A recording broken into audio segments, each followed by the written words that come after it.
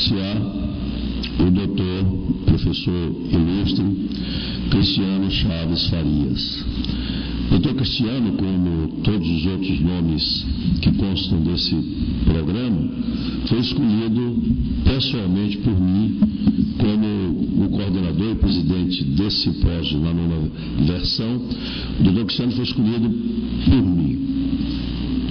E ele nem sabe disso. O doutor Cristiano, eu ouvi falar pela primeira vez, também em homenagem a Orlando Gomes, no Seminário de Direito Econômico. Imediatamente disse aos coordenadores dos nossos eventos, Dr. Guilherme e Dr. Francisco Salles, que Dr. Cristiano, enquanto eu puder organizar eventos e ele puder atender, será um conferencista. Nós que chegamos à cidade, professor Fachin, já temos um certo... Eu, pelo menos, desculpe Vossa Excelência, mas é o meu caso, eu, por exemplo, não sei se sei falar, mas sei pelo menos apreciar quem fala e fala bem. E acho, doutor Cristiano, que seus livros dizem isso, sua forma elegante de se comportar diz isto, e eu acho que basta para anunciá-lo que a Bahia toda conhece seu trabalho. De modo que passo-lhe a palavra para dissertar sobre o seu tema.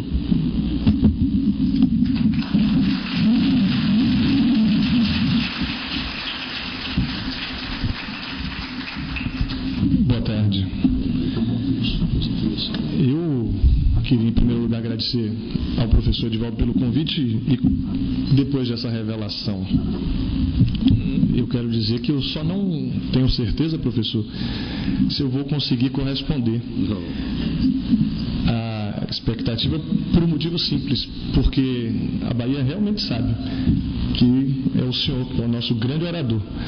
E todos nós sabemos do compromisso, da sua competência, acima de tudo, do seu respeito ao magistério e à academia. Então, eu quero dizer ao senhor que eu estou extremamente feliz, emocionado, e eu não sei se eu vou acertar a falar agora.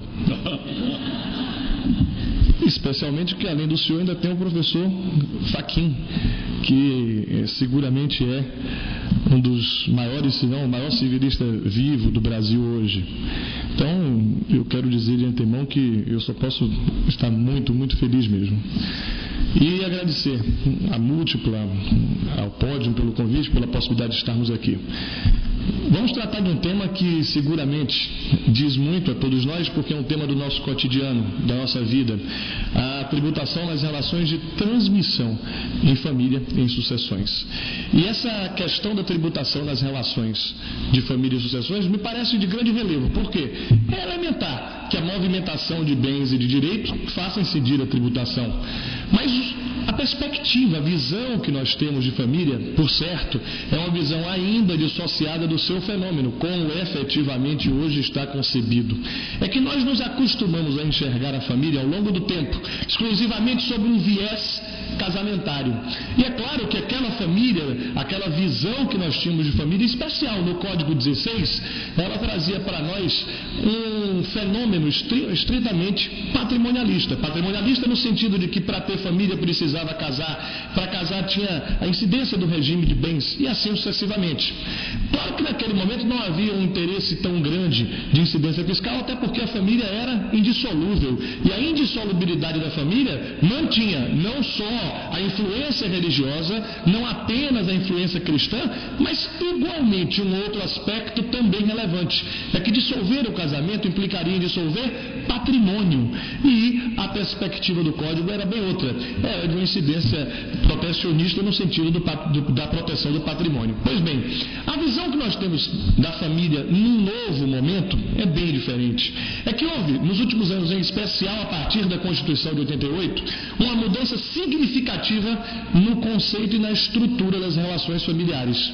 Nós precisamos ver que aquela família que era casamentária, patriarcal, aquela família que era hierarquizada, pai, mãe, filho, muito bem representada na expressão pátrio poder, poder do pai. Essa família agora precisa ser redimensionada, porque agora a estrutura da família se altera na medida em que nós vamos acolher a multiplicidade das entidades familiares. Não existe mais apenas uma única forma de família. O casamento já não é o único modelo familiar existente. Ao lado do casamento, nós vamos encontrar a união estável, vamos encontrar a família monoparental, e com esta multiplicidade de entidades familiares, é claro que nós vamos ter agora novos referenciais. Ao lado disso, nós também vamos receber no direito civil, também no direito de família, a influência dos valores e das garantias constitucionais. Liberdade, igualdade, dignidade passam a estar incorporados no cotidiano do direito civil. O resultado disso é que não somente temos uma nova visão, um fenômeno múltiplo, aberto, plural da família, mas igualmente nós vamos ter também novas possibilidades de dimensionamento dessa família. Porque é claro que a família deixa de ser indissolúvel, passa a ser plural, passa a ser aberta, e com esta maior complexidade há também uma maior transmissão e circulação de riquezas, o que pode, em igual sentido, aumentar a incidência fiscal. Ou seja, há um maior interesse, uma maior contribuição do direito tributário sobre as relações de família, pelo simples motivo de que a complexidade e a dinâmica das relações familiares garante uma facilitação de dissolução e de reconstrução de entidades familiares, o que traz a reboque a possibilidade evidente de transmissão de patrimônio. Também não vamos esquecer que isso aumenta também a incidência do próprio direito das sucessões, da própria sucessão hereditária, porque nós vamos ter um maior volume de pessoas alcançada pela transmissão sucessória, o que, identicamente, desperta também o interesse tributário. Mas o que eu quero dizer aqui, nesse primeiro momento, nessa primeira exposição a respeito desse tema, é que o tema não se exaure somente nessa ideia preliminar de entidades familiares previstas na Constituição. O artigo 226 da Constituição fala expressamente em casamento, fala expressamente em união estável, fala expressamente em família monoparental, comunidade de ascendentes e descendentes. Mas na trilha do pensamento de grandes juristas, como o professor Luiz Edson Fachin, nós já vamos hoje concluindo que aquele rol da Constituição não é taxativo. E que se aquele rol não é taxativo é porque existem no nosso dia a dia inúmeras outras entidades familiares. E estas outras entidades familiares podem igualmente despertar a transmissão de patrimônio. Eu quero apenas, para não polemizar tanto e não trazer maiores dificuldades na nossa conceituação, eu quero apenas fazer menção aqui a algumas entidades.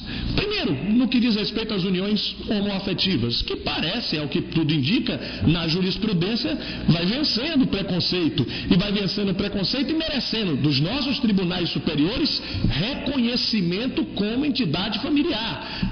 Já temos uma decisão do TSE, já temos agora, recentemente, em 2008, uma decisão do STJ, e agora a questão chega ao Supremo, e o Supremo terá de se manifestar sobre ela, e como alguns dos ministros do Supremo, o ministro Gilmar, naquele voto do TSE, que relatoria dele, o ministro Carlos Brito, que também já se manifestou sobre o tema. Então, é certo que a tendência natural é a nossa jurisprudência superior, de uma vez por todas, reconhecer as uniões homoafetivas como entidades familiares.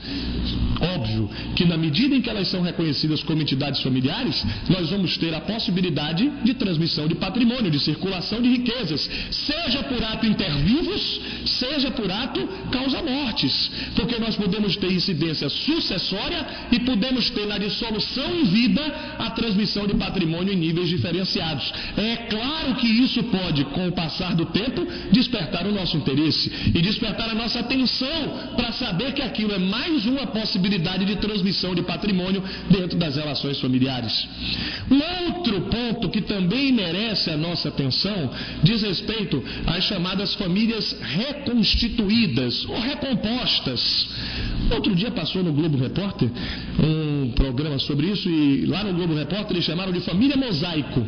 Os argentinos preferem chamar de família ensamblada. Enfim, seja lá qual for o nome que se opte, que se escolha, o certo é que nas famílias reconstituídas, nas famílias recompostas, nós também teremos uma grande possibilidade de incidência de transmissão de patrimônio.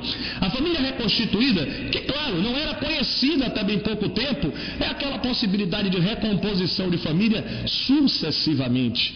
Tem um filme que retratou isso com perfeição. Os meus, os seus, os nossos. É aquele homem divorciado que tem filho, que casa com a mulher divorciada que também tem filho, que já vai formando um novo núcleo.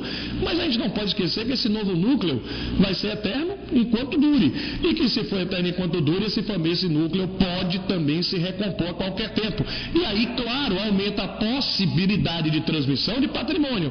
E a gente também não pode esquecer que nessa transmissão de patrimônio, nessa recomposição de núcleos, não é raro encontrar pessoas que na recomposição abrem mão de todo o seu patrimônio e preferem recomeçar a vida do zero, recomeçando afetivamente e recomeçando patrimonialmente. Então, caracterizado uma transmissão de patrimônio, evidentemente a incidência fiscal se impõe.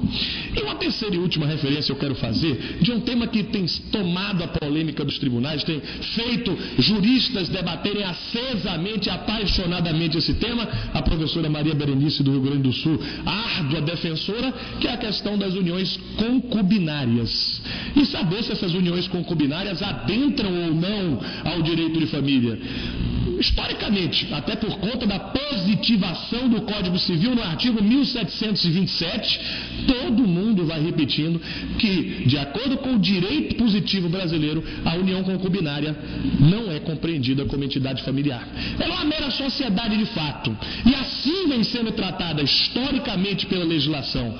Mas, meus amigos, eu quero fazer o registro e fazer a pontuação aqui de que nós temos hoje teses muito sólidas defendendo a possibilidade de uma união concubinária ser tratada como entidade familiar com base na boa-fé.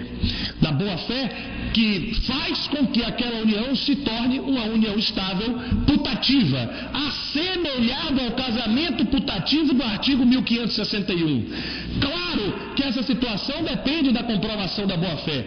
De ordinário, professor Edivaldo, e o senhor que é um apreciador do tema da boa-fé, de ordinário nós diríamos que seria a boa-fé subjetiva. A boa-fé subjetiva, a boa-fé de conhecimento. Aquela mulher que convive com um homem casado ou vice-versa, sem saber que a outra pessoa é casada, e acredita firmemente naquela união como uma união desimpedida. Pode acontecer, eu não tenho dúvida nenhuma. Só que nós não podemos aprisionar essa tese somente na boa-fé subjetiva. É preciso nós lembrarmos que temos agora, e o professor Edivaldo, que é um árduo defensor do tema, merecidamente por conta da própria contribuição que Orlando Gomes nos legou, a nível de afirmação de que ao lado da boa-fé subjetiva, nós também trabalhamos com a boa-fé objetiva. A boa-fé objetiva que é a boa-fé de comportamento, não de conhecimento. E nós não podemos negar que o ser humano é capaz de coisas que Deus duvida. E como o ser humano é capaz de coisas que Deus duvida, é certo que uma pessoa pode se envolver com outra acreditando firmemente que ela, embora ainda seja casada, está num processo de erosão, de deterioração daquela relação. Não deve ser incomum um homem dizer para a mulher: olha, eu ainda sou casado, mas eu não tenho mais nada com ela. É só por causa dos meus filhos que eu não posso sair de casa, pelo menos por enquanto.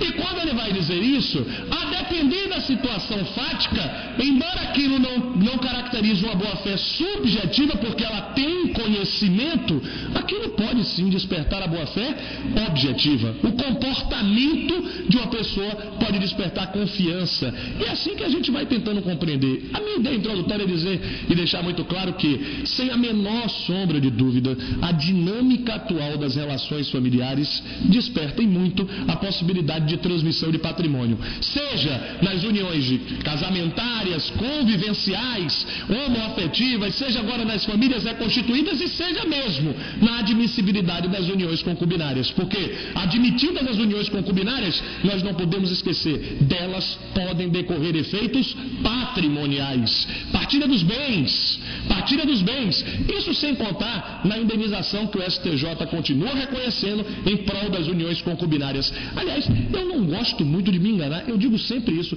se alguém me faz de besta, eu quero que eu continuar sem saber, porque deve ser terrível a sensação de ser enganado explicitamente, e eu me sinto tão enganado explicitamente com esse posicionamento do STJ. Aquela mulher que conviveu concubinariamente com o homem 10, 15, 20 anos e que dependia dele, não pode pedir alimentos, porque a união não é de família, é uma mera sociedade de fato. Aí a senhora diz: realmente, moça, a senhora não merece alimentos não, eu não posso lhe dar alimentos porque a sua união não é de direito de família. Mas, considerando os serviços domésticos, sexuais, afetivos prestados, eu vou lhe dar uma indenização por serviços prestados. E aí o Superior Tribunal diz: juiz, presta atenção, juiz, essa indenização por serviços prestados, você não vai fixar num valor único não, você vai fixar essa indenização em prestações periódicas. O nome disso é alimentos. Ou seja, não dá o nome de alimentos, dá outro nome, mas vai assistir a criatura, até porque ela precisa ser assistida. Se havia dependência, me parece que essa questão precisa ser vista mais com os olhos da realidade e menos com os olhos do preconceito, para que nós possamos entender essa situação realmente como ela é e como ela se apresenta para nós. Pois bem, meus amigos, é certo que nessas inúmeras situações nós podemos ter transmissão de patrimônio e podemos ter, claro, interesse fiscal. Eu selecionei as que são mais comuns, mais habituais na nossa vida, no nosso cotidiano. Claro, a transmissão patrimonial por conta da dissolução afetiva, a dissolução do casamento ou da união estável, separação, divórcio, dissolução de união estável, a doação e promessa de doação entre membros de uma mesma família é extremamente comum ainda, tanto que o próprio Código se preocupa com essa transmissão de patrimônio através de doação entre pessoas da família e, claro, a transmissão sucessória. No que diz respeito, em primeiro lugar, primeiramente, a transmissão de patrimônio por conta da dissolução afetiva, por conta da dissolução da conjugalidade, é preciso chamar a atenção para um princípio, que é o princípio constitucional da facilitação da dissolução do casamento.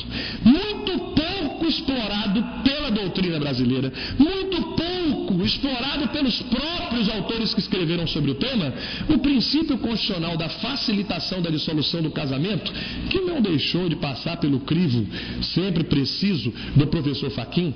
O princípio constitucional da dissolução do casamento, ao meu sentir, professor, nada mais é do que o espelho invertido da liberdade constitucional, daquela liberdade de autodeterminação. Porque, e como diz o senhor, a liberdade de casar deve corresponder ao seu espelho invertido, que é a liberdade de não permanecer casado. E se eu tenho liberdade de me autodeterminar afetivamente, é claro que somente eu posso escolher o momento em que vou casar e que vou deixar de estar casado. Já há, inclusive, meus amigos, um projeto de emenda constitucional, uma proposta de emenda constitucional, que já vem sendo debatida no Congresso, de modificação da Constituição para encerrar esta pouco prática dicotomia entre separação e divórcio. Essa estranha explicação entre separação, da distinção entre separação e divórcio, eu fico imaginando, sinceramente, não a nós juristas, se a nós isso já é complicado, eu fico imaginando, é o advogado no interior, o defensor público no interior, tentando explicar para a parte o que é que aconteceu. A parte se separou, mas não se divorciou. E aí ela pergunta ao seu advogado: meu casamento terminou? Terminou. Posso casar de novo? Não. Por quê? Porque ele terminou, mas não acabou. Porque a única explicação que o advogado pode dizer é porque a separação termina, mas não acaba. Só o divórcio termina e acaba. É pouco prático, mas está com os dias contados. O direito brasileiro vai se perfilhar ao sistema alemão e nós vamos deixar de ter separação e divórcio. E nós vamos ter uma única forma dissolutiva: divórcio. E sem prazo nenhum. E casa hoje e divorcia amanhã. E depois casa de novo, transmite de novo, e volta a pagar um tributo e vai tudo em frente. O certo é que dessa maneira nós podemos perceber que a liberdade de autodeterminação termina respeitada. Cuidado com a excomunhão, hein? Eu estou preocupado, hein? É perigosa. Eu soube, professor, eu não sei se é verdade, que o o senador Nelson Carneiro, autor da proposta de emenda que se transformou na lei do divórcio, foi excomungado.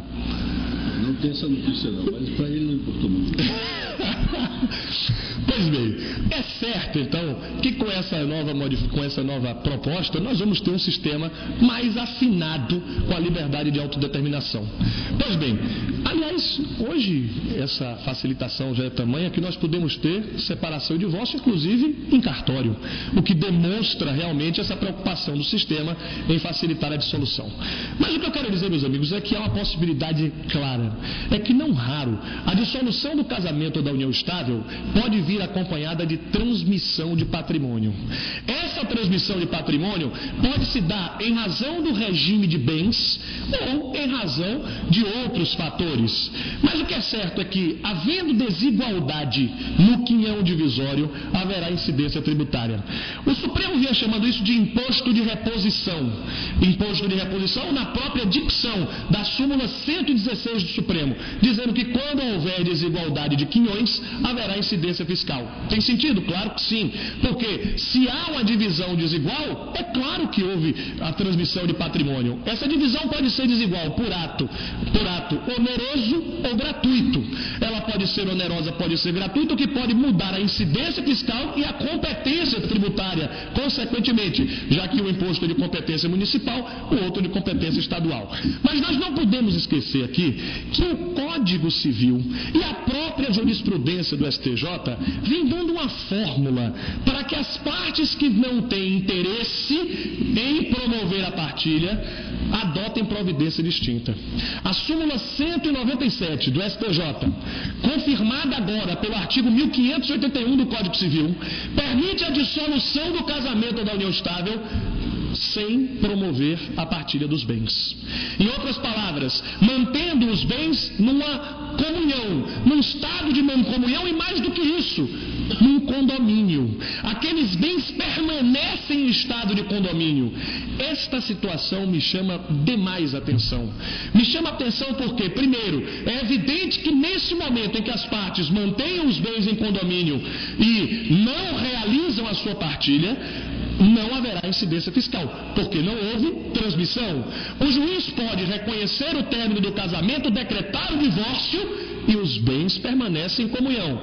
Como consequência disso, uma só, a obrigatoriedade do regime de separação, caso eles queiram novamente casar. Se eles vierem novamente a casar, casam no regime de separação para evitar essa confusão de patrimônios. Só que é certo que, por bem ou por mal, por vontade ou sem vontade, um dia esse patrimônio tem de ser partilhado. E esse patrimônio vai ter de ser partilhado um dia, seja por ato de vontade deles, ato inter vivos, e aí aplica-se agora o artigo 1321 do Código, que fala da divisão de condomínio, e aplicam-se as regras da divisão de condomínio, ou, se não aplicado o artigo 1321 porque eles não quiseram, nós vamos ter uma dissolução causa-mortes. Mas o certo é que esse patrimônio um dia tem de ser repartido e, obviamente, com essa partilha, nós poderemos, hipoteticamente, um dia ter transmissão de patrimônio. Por que esse assunto me chama a atenção particularmente? Porque, durante esse período em que os bens permanecem em comunhão, determinadas situações podem ocorrer e determinadas situações podem despertar muitos interesses jurídicos. A primeira situação, que acho que é a mais comum, é quando o casal sequer se separou ainda, o litígio ainda está a caminho, o casal ainda está brigando em juízo ou na fase pré-judicial, no xingamento ainda extrajudicial, e nesse momento, como a vida conjugal já deteriorou, quando o véu da paixão já não mais encobre os defeitos recíprocos e o final é inexorável, nesse momento é que nós vamos perceber um detalhe, é que um deles foi embora e o outro permaneceu no imóvel comum do casal. E como a briga está esquentando, eles vão passar 1, 2, 3 anos brigando. E o processo processo, depois da decisão de primeiro grau, ainda comporta apelação e, excepcionalmente, recurso especial extraordinário, e pode demorar a solução. E nesse período todo tem uma criatura morando no imóvel comum e a outra criatura que já saiu morando de aluguel. Pois bem, meus amigos, o STJ vai reconhecendo, e é importantíssimo prestar atenção nisso, que como o patrimônio é comum e se mantém comum até a divisão, se o imóvel é comum e está na posse de um só, cabe ação de prestação de contas e muito mais do que isso, cabe que o juiz fixe aluguel. O valor do bem, os frutos têm de ser repartidos. Afinal de contas, se trata de fruto comum e de fruto decorrente de bem comum. E, evidentemente, esse fruto é comum. Essa situação pode trazer importantíssimos efeitos práticos nas ações que tramitam no foro. E pode trazer importantíssimos efeitos práticos porque aquela chantagem de um processo que pode demorar muito, pode virar contra o feiticeiro. Mais do que isso, percebam também que aquela pessoa que fica lá porque está morando porque precisa, é preciso que o advogado dela esteja muito atento, já que ela precisa e vai pedir pensão, para que o juiz inclua no valor do pensionamento alimentos in natura, sob forma de moradia, para que ela não tenha um passivo ao longo do tempo. Porque se o juiz não fixar aquela moradia a título de alimentos in natura, o passivo estará flutuante. E esse passivo estará flutuante esperando o momento propício para ser cobrado. E a depender do tempo que demore, pode ser que o valor da dívida seja a própria ameação dela. E ela tenha, eventualmente, até de abrir mão da ameação para poder honrar a obrigação. Ela, enfim, ou ele, evidentemente. Mas o certo é que nós vamos ter essas possibilidades por conta da manutenção de patrimônio comum e de todas essas consequências. Mas eu queria também tangenciar um outro ponto que não pode ser ignorado. É muito comum nas separações, divórcios e dissolução de união estável, promessa de doação a terceiro. Muito comum. E o terceiro, normalmente, é o filho.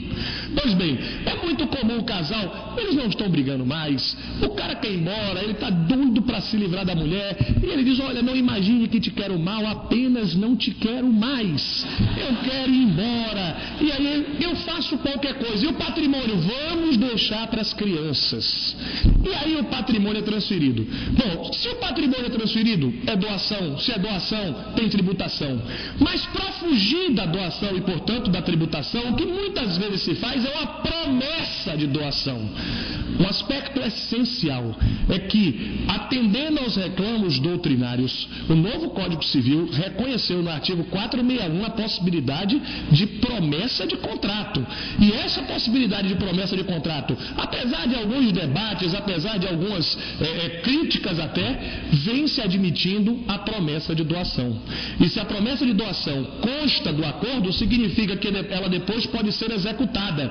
Porque outrora, quando nós ainda não tínhamos um dispositivo legal referente à matéria, ele fazia a promessa, resolvia o litígio, obtinha a separação ou o divórcio, mais adiante voltava atrás e desfazia a promessa. E desfeita a promessa, doação depende de vontade, eu não estou mais com vontade de doar para o meu filho. Agora vamos dividir e agora, evidentemente, volta para mim a minha metade.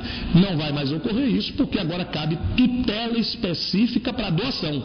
E feita a promessa, haverá, portanto, a transmissão. E havendo a transmissão futura, óbvio, incidência correspondente. Incidência porque houve transmissão de patrimônio. Isso serve também para aqueles imóveis que foram ocultados, que foram escondidos durante a partilha e que só foram descobertos mais tarde. Cabe para eles sobrepartilha e, havendo a sobrepartilha, evidentemente também, se houver transmissão desigual, haverá incidência fiscal. É só deixar uma coisa clara. No âmbito da família, da relação de família e da dissolução afetiva, o que nós vamos ter, por certo, é que a tributação depende de transmissão gratuita ou onerosa de patrimônio. E se não há patrimônio, não há por que se falar em tributação. E esse imposto, que pode ser intervivos ou por doação, são diferentes impostos, inclusive com diferentes competências, vem se entendendo, tem até a súmula 656 do Supremo, de que esse imposto não pode ter alíquota progressiva. progressiva. E o Supremo vai dizendo que, independente do valor do patrimônio, não se poderia admitir essa progressividade da alíquota. É a posição do Supremo, também é bem verdade, com algumas resistências. Aliás, essa situação de dissolução de patrimônio por conta de dissolução afetiva, ela me parece de tamanha envergadura, de tamanha importância, que o direito hoje conta com mecanismos nunca antes imaginados. Nós não vamos esquecer que hoje a possibilidade de fraude é tamanha na dissolução afetiva que nós contamos com a belíssima colaboração do professor Rolf Madaleno do Rio Grande do Sul para admitir a própria desconsideração da personalidade jurídica no âmbito da dissolução afetiva.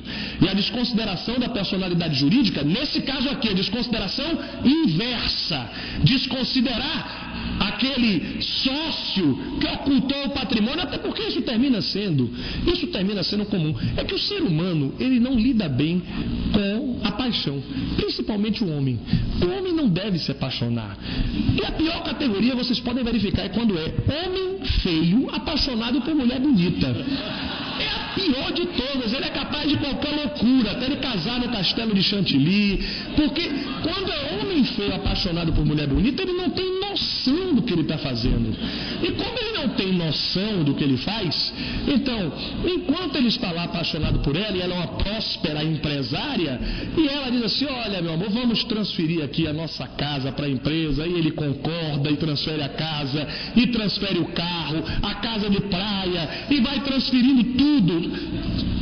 E aí, depois que transferiu o último bem importante, ela diz: olha, acabou o amor, vamos nos separar. Então tá bom, vamos dividir o patrimônio. Qual o patrimônio?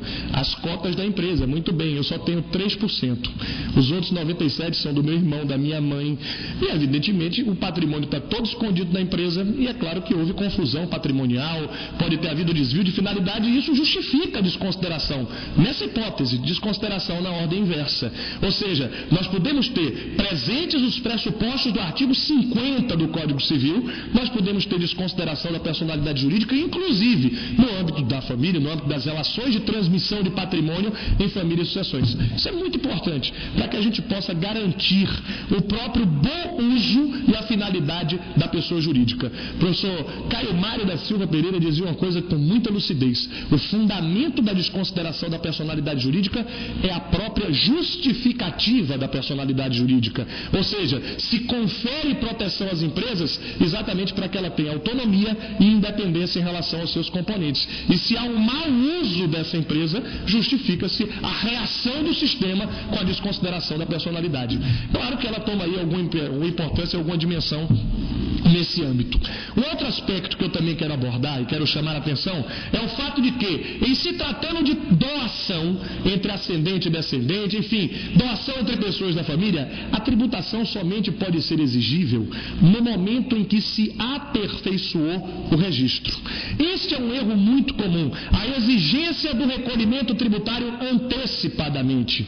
E o erro é comum por um motivo simples: é que o Código Civil do Brasil, de forma clara, diz que a aquisição de propriedade imobiliária se dá pelo registro. Se a aquisição só se deu pelo registro, só se pode falar em transmissão depois de efetuado o registro. E a consequência lógica disso é que toda e qualquer exigência antecipada é abusiva, com todas as consequências naturais do abuso da prerrogativa do servidor público.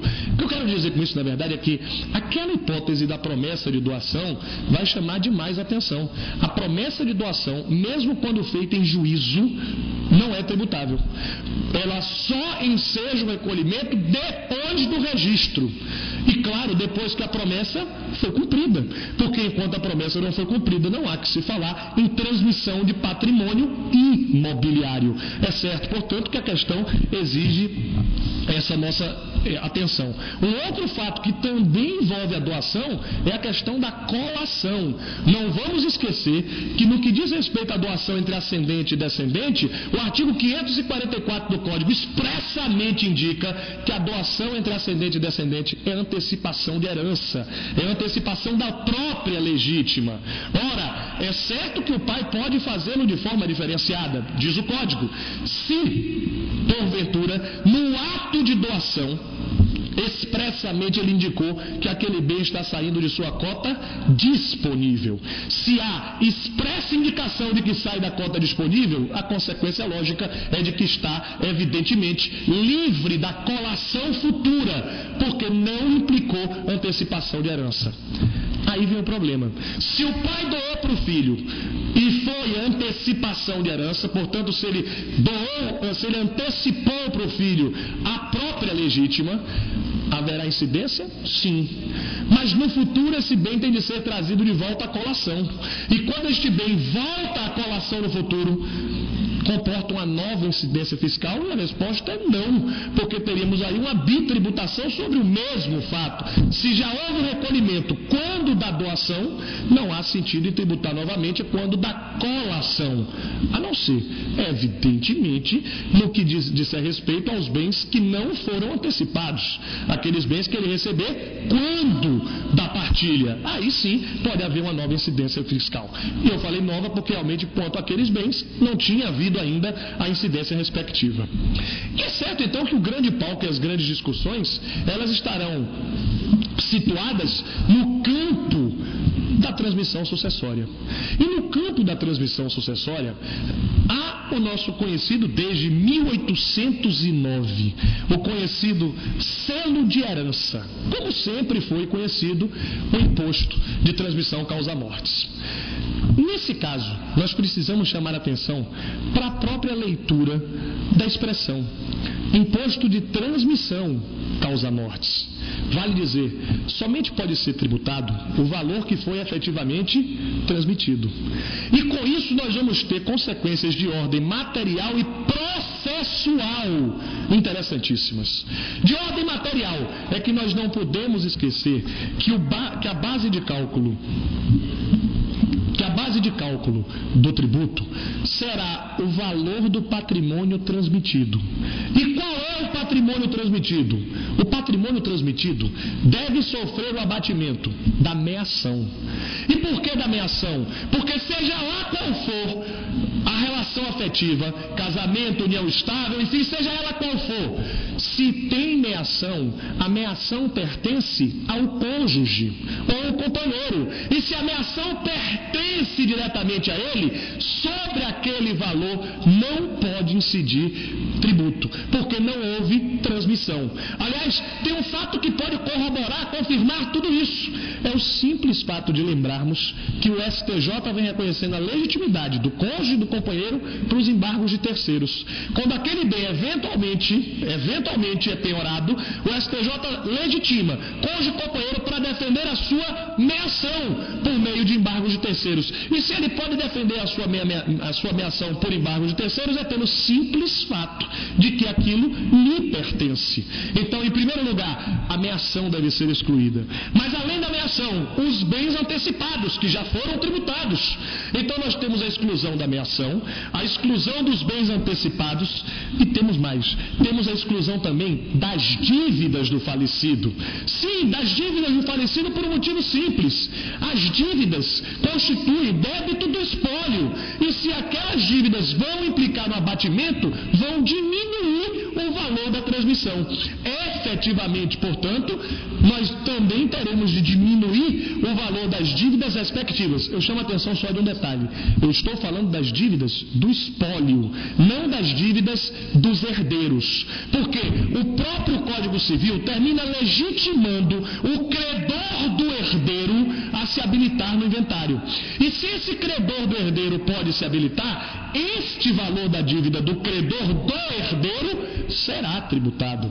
O que não será tributado é a dívida do falecido, que evidentemente é dívida do espólio e diminui o valor transmitido.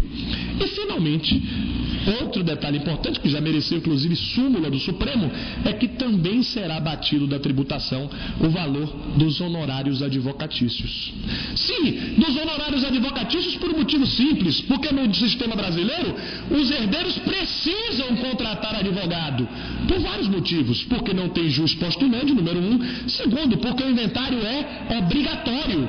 E não esqueçam que o artigo 989 do Código de Processo diz que se os herdeiros ou os interessados voluntariamente não abrirem o inventário, o juiz manda abrir de ofício, excepcionando o princípio da inércia. Ora, se o inventário é obrigatório e eles precisam contratar advogado, os honorários advocatícios também serão abatidos. E é claro que todos devem estar pensando, isso é um campo aberto para fraude, porque é possível contratar honorários então em valor bastante superior àquele que efetivamente foi ajustado, de modo a diminuir a tributação. Não, porque esses honorários advocatícios que podem ser abatidos reclamam homologação judicial. Eles precisam ter sido homologados pelo juiz para que eles fujam da incidência fiscal. Nesse sentido, a súmula 116 do Supremo, que um dia muito já exige esse ato de homologação de chancela judicial. Veja, importante chamar a atenção desse fato. Nesse caso, o juiz não vai se miscuir na qualificação do advogado ou mesmo no valor que ele esteja contratando. O que o juiz vai é controlar a existência ou não de fraude. Evidentemente, só o advogado e o cliente podem ajustar o valor dos seus respectivos honorários e compete exclusivamente a eles naquela relação atribuir o valor do seu serviço qualificado. E eu chamo a atenção disso porque é óbvio que o juiz não pode estabelecer tabelamentos para honorários advocatícios. Pode controlar o abuso, o excesso, porque nós temos inclusive uma cláusula de abuso de direito no sistema jurídico brasileiro, no artigo 187 do Código. Mas eu queria tocar no ponto, para mim, principal de toda e qualquer discussão sucessória, que é a questão da renúncia. E nessa questão da renúncia, nós vamos mexer num dos mais graves equívocos da nossa prática forense, do nosso cotidiano. É muito comum que uma pessoa venha morrer e deixe filhos maiores, capazes, não deixe um patrimônio tão considerável e deixe a viúva. E os filhos, já todos ajustados na vida, todos organizados, esses filhos resolvem abrir mão da herança, pensando que estarão privilegiando a mãe. E dizem, olha, vamos renunciar. Ela recebe, e depois, quando ela morrer, eles são herdeiros também, eles recolhem de volta. Olha, meus amigos, esse é um dos conselhos mais difíceis que um advogado pode dar. E eu chamo a sua atenção por quê? É que, na verdade, no nosso sistema jurídico, a renúncia prevista no Código é única. É uma renúncia abdicativa. E a renúncia abdicativa significa aquele que diz que não quer receber para a sucessão como se nunca tivesse existido. E como ele fica como se nunca tivesse existido, é simples, ele desaparece da ordem. E se ele desaparece, os outros irmãos acrescem. E vocês devem estar pensando, e se todos os irmãos renunciam? Chama o grau seguinte. E quem é o grau seguinte? Basta que um desses irmãos, um só, tenha um filho, que aquele filho acabou de receber tudo. E se ele for menor, nem renunciar ele pode. Vai ter que esperar a maioridade dele para ele renunciar. Resumindo, a renúncia é meramente abdicativa. E aquilo que a gente fala, não, mas então esses filhos renunciam em prol de alguém. Eles renunciam em favor da mãe. Não é renúncia. Esta renúncia em favorem não passa de mera cessão de direitos hereditários. E como cessão de direitos hereditários que tem tributação. Até porque, como houve uma cessão depois de uma aceitação, vai haver uma primeira tributação e uma segunda tributação. Na transmissão do morto para os filhos, na transmissão dos filhos para a mãe. E é claro que haverão duas transmissões, porque é certo que ninguém pode renunciar em favor de alguém, porque a renúncia é meramente abdicativa. A síntese disso tudo, é preciso ter muito cuidado com o Instituto da Renúncia, porque ao invés de estar beneficiando, pode estar criando um passivo fiscal de duas diferentes incidências. Mais do que isso, como houve a transmissão, quem vai pagar o próprio imposto causa-mortes é a mãe também. E a mãe pode estar aí, ao invés de recebendo um presente de grego dos filhos. Outro detalhe importante: se já houve aceitação anterior, a renúncia posterior vai ter natureza de transmissão e não cessa a incidência do imposto causa-mortes. Porque se alguém renunciou depois de ter aceitado, vai pagar o imposto por um motivo simples, porque no sistema do Código a aceitação é irretratável e irrevogável. E como a aceitação é irretratável e irrevogável, já tem fato gerador, já gerou a incidência do tributo. Aliás, um detalhe importante: essa aceitação é de tal forma tratada pelo Código que ela pode ser até tácita. Até tácita. Ou seja, pode ser até comportamental. Em outras palavras, o herdeiro pode aceitar até sem querer. Até sem querer, ele pode estar praticando algum ato que seja interpretado pelo juiz como um ato de aceitação, com todas as consequências de lei. E isso, é claro, também gera a nossa atenção. Mas o que eu queria realmente tangenciar sobre a sucessão é uma situação bem nova mesmo. E aqui na Bahia, as notícias que me têm chegado é de que isso vem funcionando na medida do possível. Eu quero falar da possibilidade de separação, de divórcio, de inventário em cartório.